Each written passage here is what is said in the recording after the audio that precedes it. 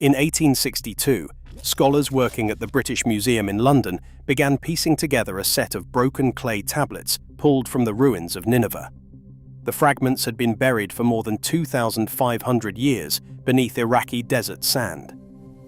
When Assyriologists finally translated the Akkadian cuneiform, they found something no one anticipated.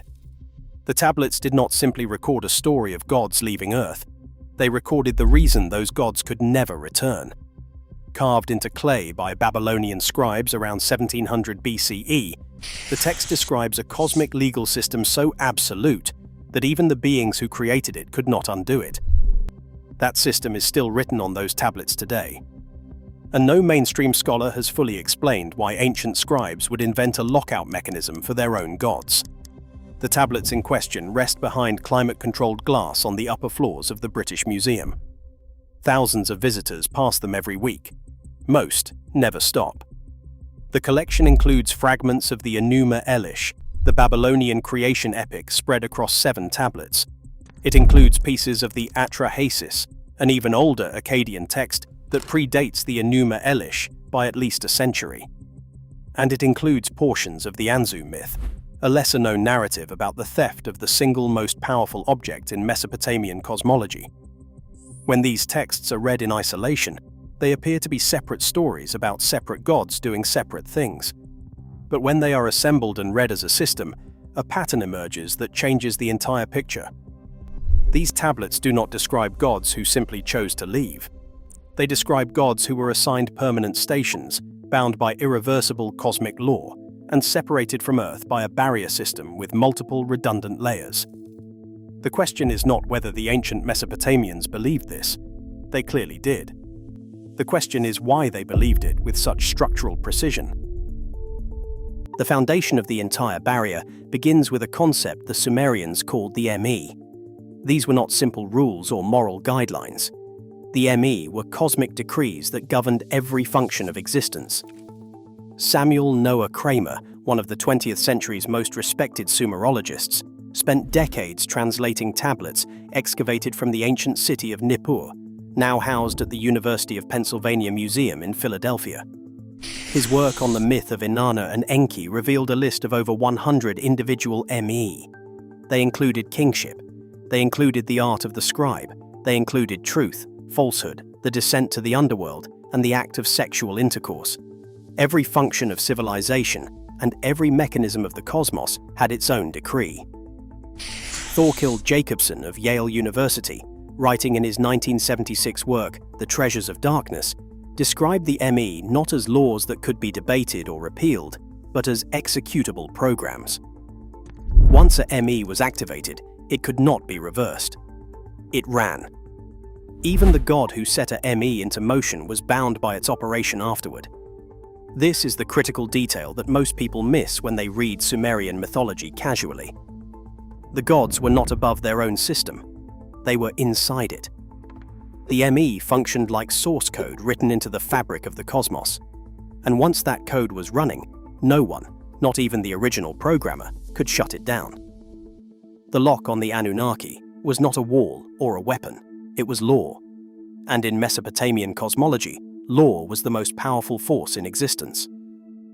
Before the flood, the tablets describe a world where gods and humans shared the same ground. The Atra-Hasis epic, critically edited by W.G. Lambert and A.R. Millard and published through Oxford Clarendon Press in 1969, tells this story in blunt terms.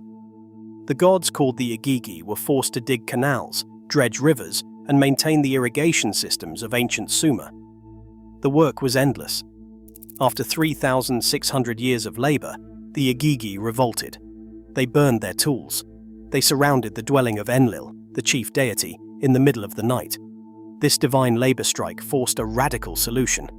Enki, the god of wisdom and fresh water, proposed the creation of a new being to take over the work.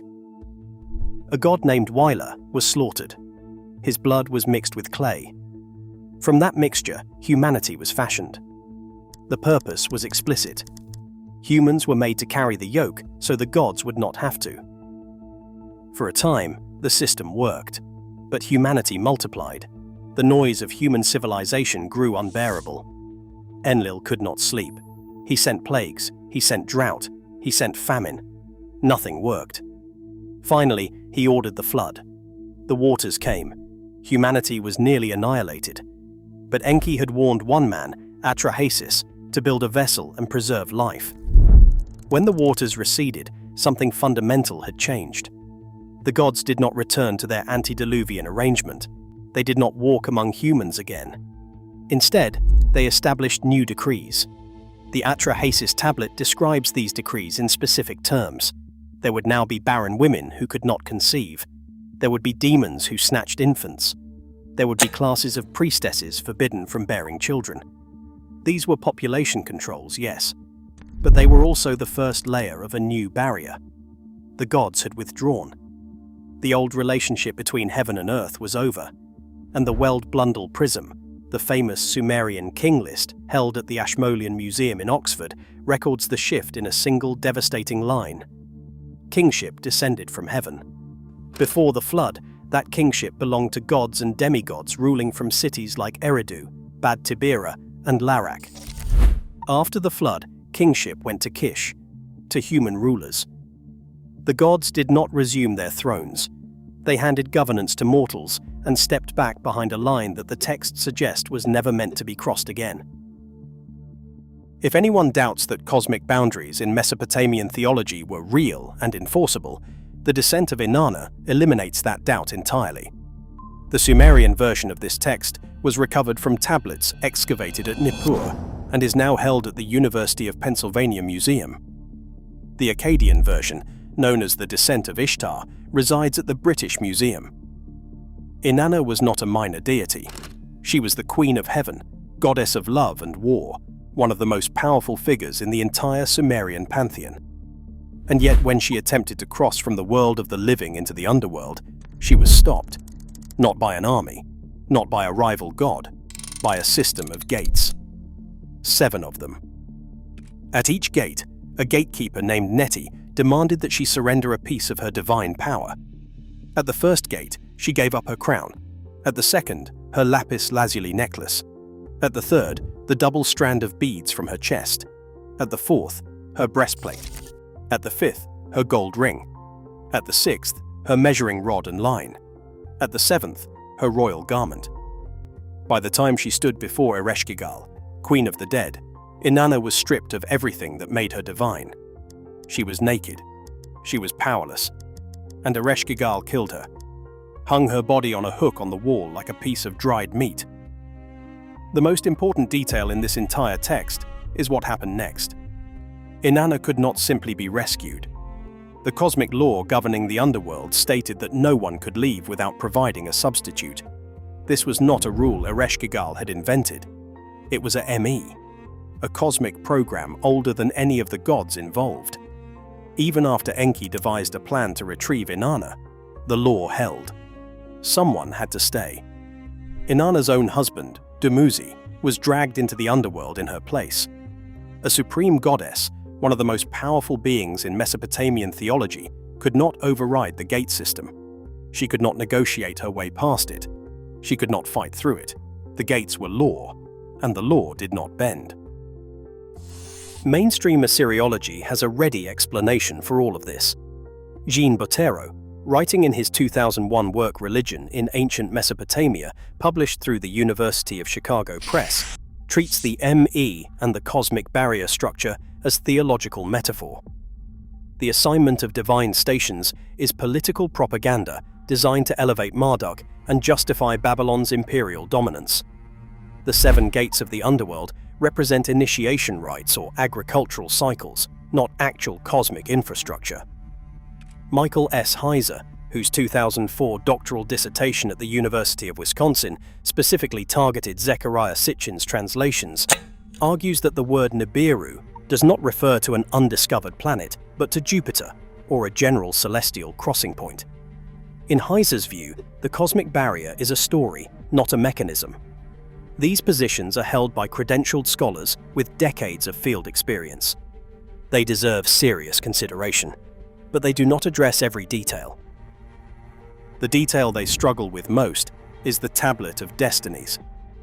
This object appears across multiple independent Mesopotamian texts as the single most powerful artifact in the cosmos. In the Anzu myth, preserved on tablets held at the Louvre in Paris and the British Museum in London, and translated by Stephanie Daly of Oxford, the stormbird Anzu steals the tablet of destinies from Enlil while the chief god is bathing. The moment the tablet leaves Enlil's hands, the entire cosmos freezes. Daly's translation describes how the divine functions ceased. The cosmic programs stopped running. Nothing worked. The gods sent warrior after warrior to recover the tablet. Each one failed. Only Ninurta, the war god, managed to defeat Anzu and return the tablet to divine authority. In the Enuma Elish, the same object appears again. Tiamat gives the tablet of destinies to her general Kingu before the Great War. When Marduk defeats Tiamat and captures Kingu, he seizes the tablet for himself. He does not share it. He does not return it to the assembly. He takes sole possession of the one object that controls the operating system of the cosmos. Whoever holds the tablet of destinies controls the assignment of stations, the function of the ME, and the passage between cosmic realms. After Marduk took the tablet, he assigned 300 Anunnaki to heaven and 300 to the underworld. This was not a suggestion. It was a decree issued by the holder of ultimate cosmic authority. To reverse those assignments would require the tablet. To alter the ME would require the tablet.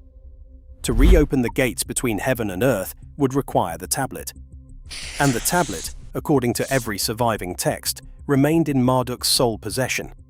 The lock was not just legal, it was centralized.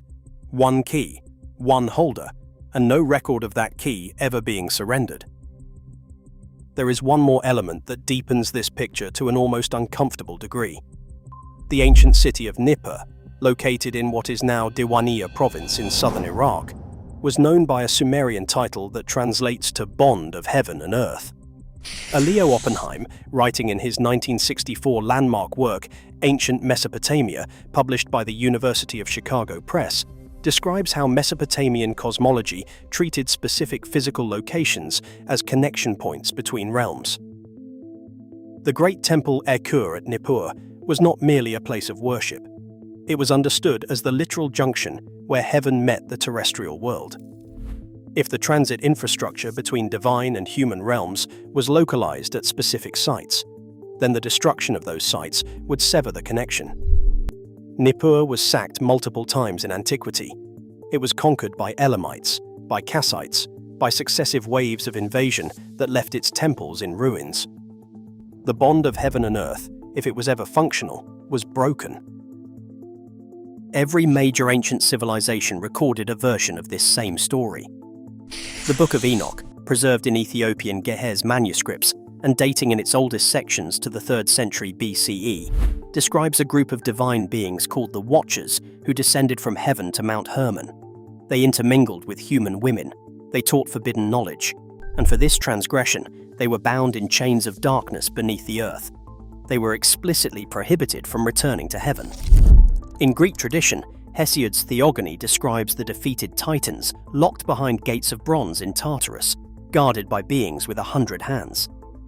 In Hindu tradition, the Samudra Manthan narrative describes the permanent separation of Devas and Asuras after the churning of the cosmic ocean. In Norse cosmology, the bridge Bifrost connecting Asgard to Midgard is not an open highway. It is guarded by Heimdall, the watchman god, and the old texts say it will shatter at Ragnarok, severing the realms forever. Among the Hopi people of the American Southwest, emergence narratives describe humanity climbing through successive worlds, with each previous world sealed behind them.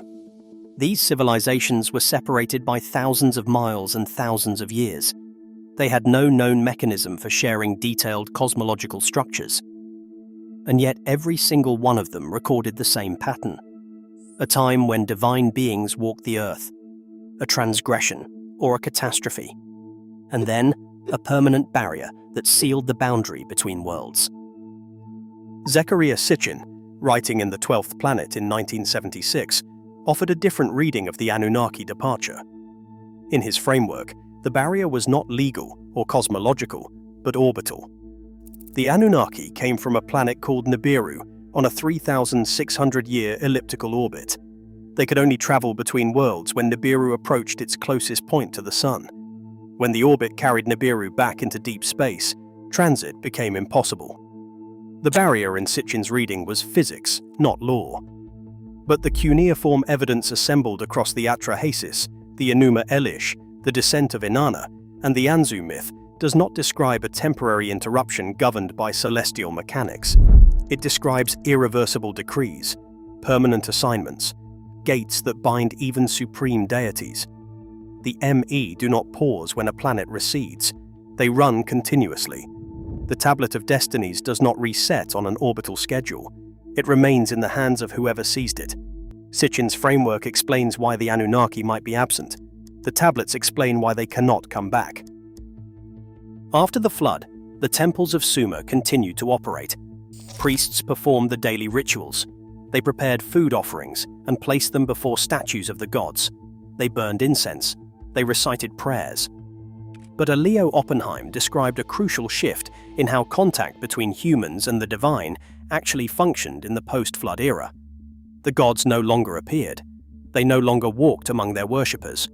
Instead, they communicated through omens, through the patterns of oil on water, through the cracks in a sheep's liver held up by a divination priest in a temple courtyard, through dreams that required professional interpreters to decode. The entire apparatus of Mesopotamian religion in the 2nd and 1st millennia BCE was built around the assumption that the gods were present but unreachable, close enough to influence, too far to touch. The rituals were not celebrations.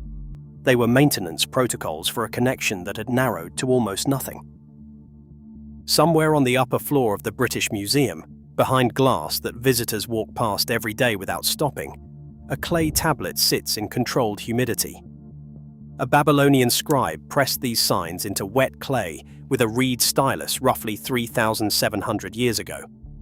The tablet describes a system of cosmic law that even the gods who wrote it could not escape. 7 gates that stripped a supreme goddess of her power. A master key seized by a single deity and never returned. Decrees that, once spoken, could not be unspoken. A bond between heaven and earth that was localized in one city, and that city fell to invaders who had no idea what they were destroying. The scribes did not write these texts as entertainment. They recited them in temples during sacred ceremonies. They treated them as the operating manual for reality itself. Whatever these ancient writers believed they were preserving, one detail remains consistent across every tablet, every tradition, every civilization that left a record. The gods did not simply leave. Something stopped them from coming back, and the texts say, with remarkable precision, that the lock was their own design.